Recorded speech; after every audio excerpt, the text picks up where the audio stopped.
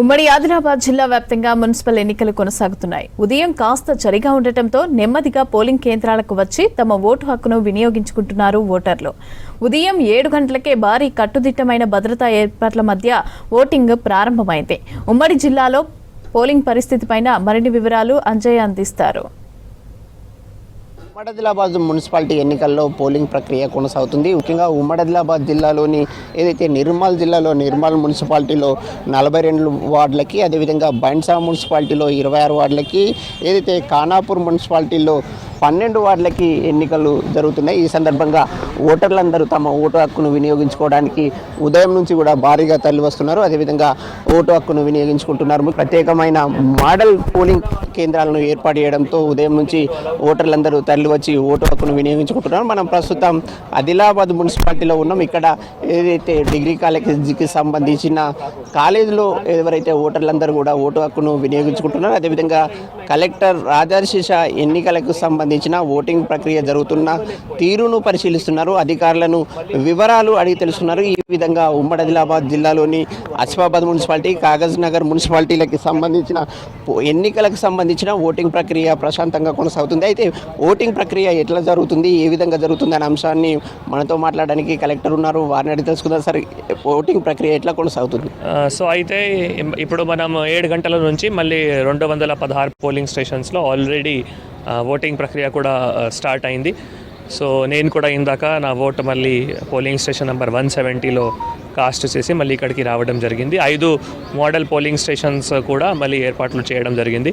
So మేజర్గా ఒకటే, దయచేసి కొన్ని సందర్భంలో మళ్ళీ ఓటర్ స్లిప్ ఇచ్చినా కూడా మళ్ళీ తీసుకొని రావడం లేదు. అది చాలా ఇంపార్టెంట్. నేను మళ్ళీ చెప్తున్నాము, దయచేసి మీకు ఓటర్ స్లిప్ ఏవైతే ఇవ్వడం జరిగింది మళ్ళీ ఓటర్ స్లిప్ తప్పకుండా తీసుకొని రండి. ఓటర్ స్లిప్తో పాటు మళ్ళీ 18 రకాలు ఏమైనా ఒక డాక్యుమెంట్ దయచేసి తీసుకొని రావాలి. ఒకవేళ మీకు ఓటర్ స్లిప్ అందలేదు అనుకోండి, ఆ సందర్భంలో మీకు తెలుసు దట్ మీ పోలింగ్ స్టేషన్ ఉంది. అక్కడికి వెళ్ళిన తర్వాత మీ ఐడి కార్డ్ మళ్ళీ అక్కడ చూపిస్తే మనం బిఎల్ఓతో కన్ఫర్మ్ చేసి మళ్ళీ మీకు ఓటర్ స్లిప్ కూడా ఇవ్వడానికి ఆస్కారం ఉంటుంది. ఎక్సెప్ట్ ఏఎస్డి లిస్ట్ తప్ప ఎటువంటి కేసెస్ కూడా అడ్రస్ చేయడానికి ఆస్కారం ఉంది. కాబట్టి అన్ని చోట్ల మళ్ళీ ఫ్రిస్కింగ్ ఆఫీసర్స్ ఉన్నారు, తర్వాత zonal officers, presiding officers, all polling parties కూడా అన్నీ ఉన్నాయి. కాబట్టి ఇప్పటివరకు పీస్ఫుల్గానే జరుగుతూ ఉంది. సో ఇప్పుడు ఒకటే కోరుతున్నాము, ఇంకా స్టార్ట్ అయింది కాబట్టి దయచేసి అందరూ వచ్చి ఓటు వినియోగించుకోవాలి. మళ్ళీ చివరి వరకు వెయిట్ చేయకూడదు.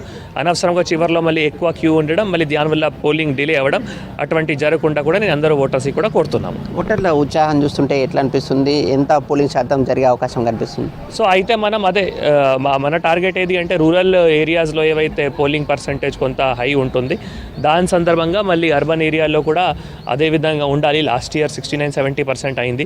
రూరల్ ఏరియాస్లో జనరల్గా 80-85% పోతున్నాయి. కాబట్టి అదే దిశలో మనం ఎక్స్పెక్ట్ చేస్తున్నాము. కానీ అంతా మళ్ళీ ఓటర్స్ చేతిలో ఉన్నాయి. మనం ఎఫర్ట్స్ అన్నీ పెట్టడం జరిగింది.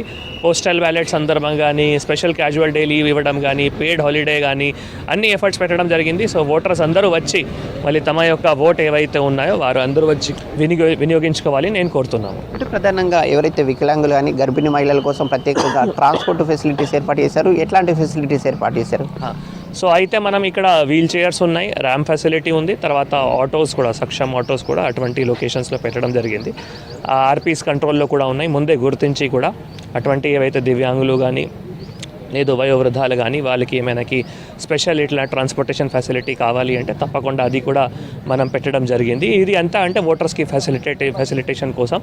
అండ్ వారు ఇక్కడ మన ఏవైతే వర్కర్స్ ఉంటారో మళ్ళీ వీల్ చైర్ కూడా ఆపరేట్ చేసి వాళ్ళకి చక్కగా తీసుకొని మళ్ళీ చివరి గేట్ వరకు కూడా డ్రాప్ చేసి, ఆటోస్తో వచ్చారంటే ఆటోస్తో మళ్ళీ డ్రాప్ కూడా చేయడానికి ఆస్కారం ఉంటుంది. కాబట్టి ఈ అంతా ఏర్పాట్లు మనం to facilitate voters and to increase the polling percent. శాంతియుతంగా ఓటు హక్కు వినియోగించుకునే విధంగా ఏర్పాట్లు చేయడం జరిగింది. అయితే ప్రత్యేకంగా ఓటర్లందరూ కూడా తరలి వస్తున్నారు, ఓటు హక్కును వినియోగించుకుంటున్నారు.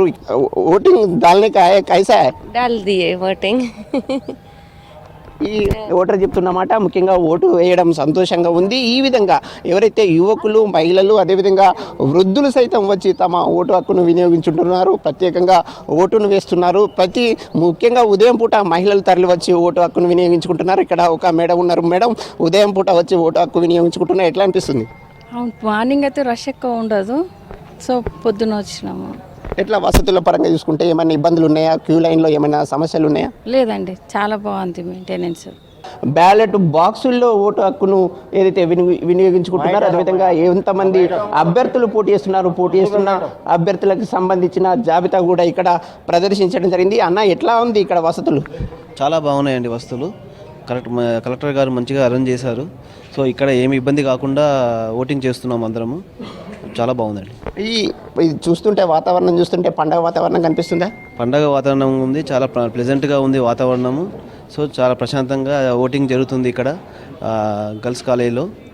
శాంతియుతంగా ప్రశాంతమైన వాతావరణంలో ఓటు హక్కు వినియోగించుకునే విధంగా ఏర్పాట్లు చేయడం జరిగింది. ఎప్పటికప్పుడు కూడా జిల్లా కలెక్టరు రాజశేష మానిటరింగ్ చేస్తున్నారు. ఓటర్లకి ఏ చిన్న సమస్య వచ్చినా పరిష్కరిస్తాం, అదేవిధంగా ఇబ్బందులు తలెత్తకుండా చర్యలు చేపడతామని అధికారులు చెప్తున్నారు. ముఖ్యంగా వినియోగించుకుంటున్నారు. అదేవిధంగా ప్రతి ఒక్కరు కూడా శాంతియుతంగా సజావుగా ఓటు హక్కును వినియోగించుకుంటున్న దృశ్యాలు చూస్తున్నాం. ఈ విధంగా ఎవరైతే ఓటర్లందరూ కూడా సకాలంలో ఓటు హక్కు వినియోగించుకొని అదేవిధంగా ఇంటికి వెళ్ళే విధంగా ఏర్పాట్లు చేశామని అధికారులు చెప్తున్నారు. ముఖ్యంగా ఇక్కడున్న ఏవైతే వసతులు ఉన్నాయో వసతుల పరంగా కూడా ఓటర్లు సంతృప్తి వ్యక్తం చేస్తున్నారు. ఒక పండగ వాతావరణాన్ని తలపించే విధంగా ఏర్పాట్లు చేశారని ఓటర్లు ఒక సంతృప్తిని, ఆనందాన్ని వ్యక్తం చేస్తున్న పరిస్థితులు కనిపిస్తున్నాయి. కెమెరామెన్ విఠల్తో అంజయ్య, V6 న్యూస్, ఆదిలాబాద్ జిల్లా.